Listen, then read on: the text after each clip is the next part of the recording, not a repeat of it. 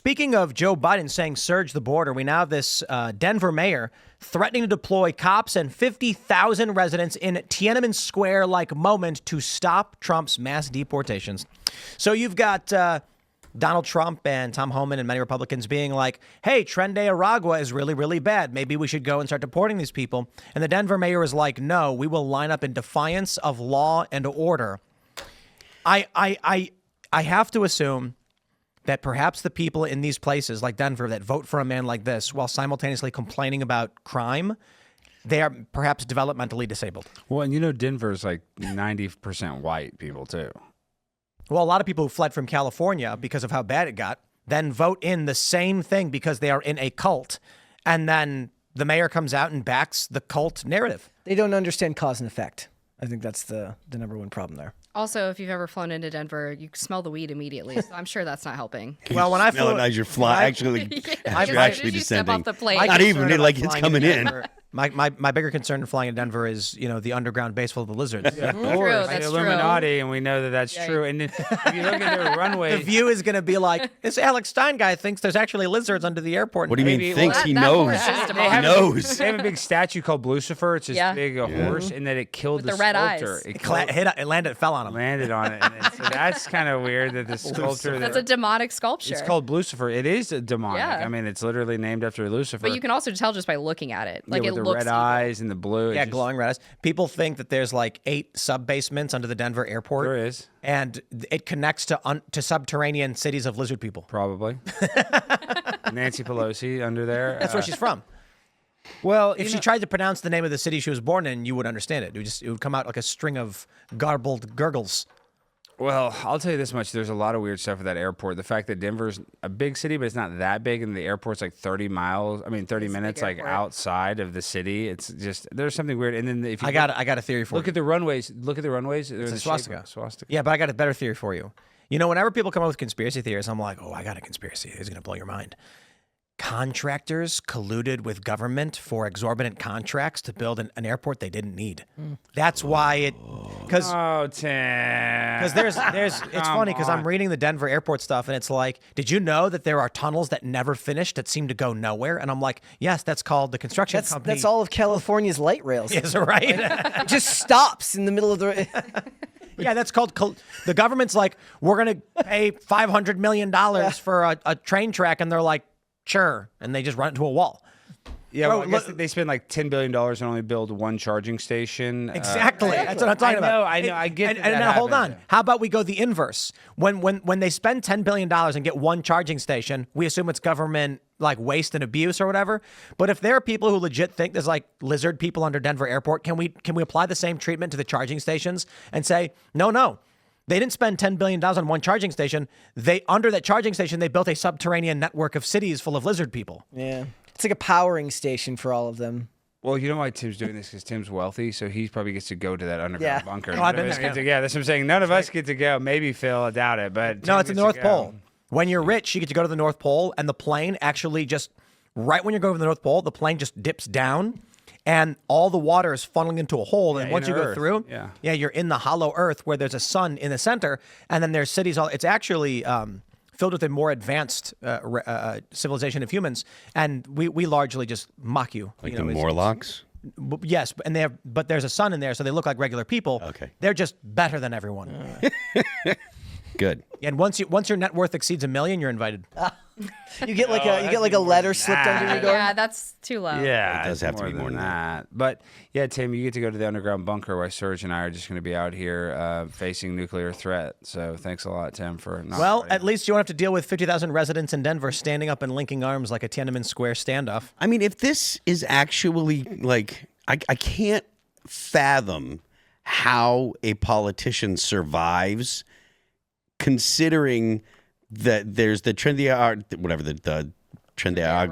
Aragua gang taking over But apartment Denver went complexes. blue, right? Denver or But even Colorado went blue, right? Even still, like Colorado goes blue in the middle of the apartment complex takeover. If that doesn't stop you from voting blue, then nothing will. I'm not sure if they. I'm not. Well, I guess they probably did, but I mean, it blows my mind that people are that.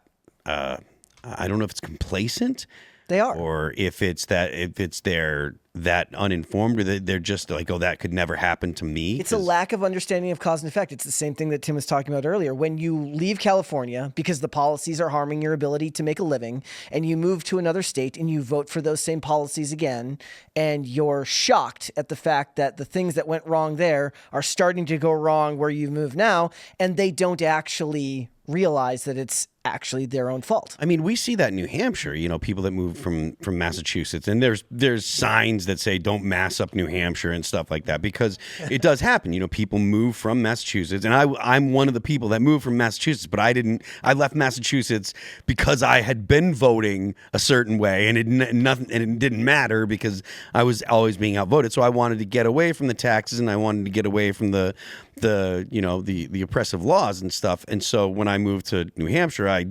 didn't go there and vote for the Democrat politicians, and I didn't go there and vote for to have more laws. But so I'm familiar with the situation, or with the phenomenon. But at the same time, like, you'd think when they literally have buildings being taken over, you'd think they'd be like, hey, maybe we should worry about, maybe if the federal government says we're going to come in and try and get the illegal gangs, the illegal migrants that are in gangs out, we're not going to allow our mayor to prevent that. A lot of them think it's fake though, because when it first happened, remember the mayor came out and several local officials came out and they said that this is fake news, it wasn't happening, and then they had literal videos of the people going door to door with their assault rifles, as the left calls them, trying to take over apartments, and then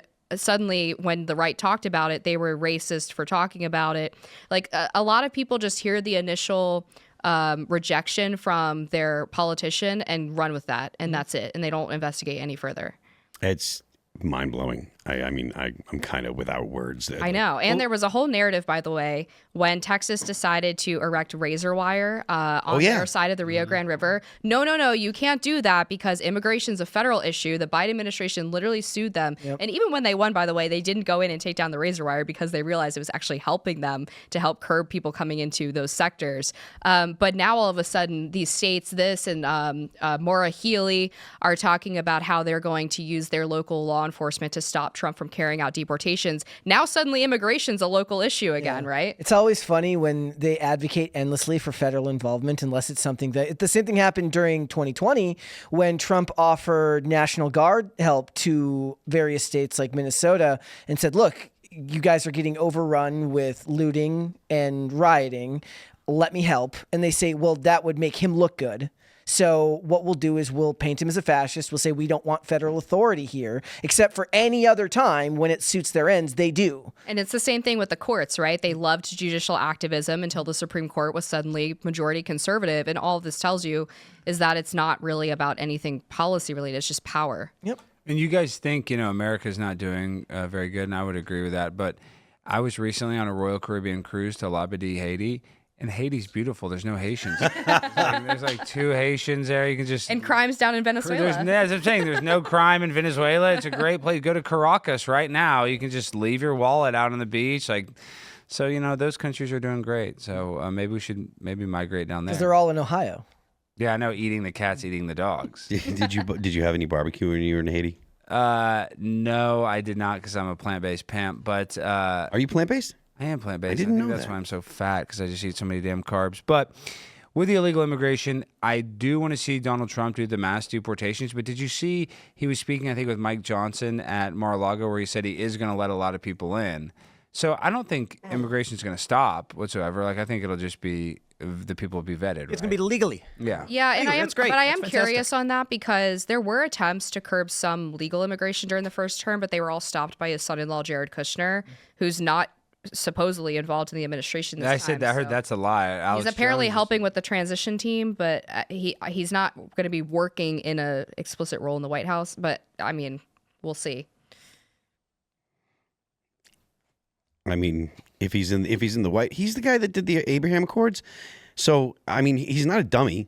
No, he's not very dumb. smart. But that's part of the problem is because for things like that, Middle East peace, okay, great, run wild, Jared, have fun, but they're Democrats when it comes to a lot of him and Ivanka are Democrats when it comes to a lot of Trump's domestic agenda. I have more issue with Ivanka than I do with Kushner myself, but Really, see, this is my one issue with Kushner, and gosh, I hope this doesn't bite me in the butt, but I did think it was very weird. You know what Jared Kushner's dad did to get in trouble that he needed to be pardoned for Trump? Jared Kushner's dad filmed his brother-in-law cheating on his sister with a prostitute. And that's why Chris Christie was pushed out of the first transition team because he went after Jared's dad.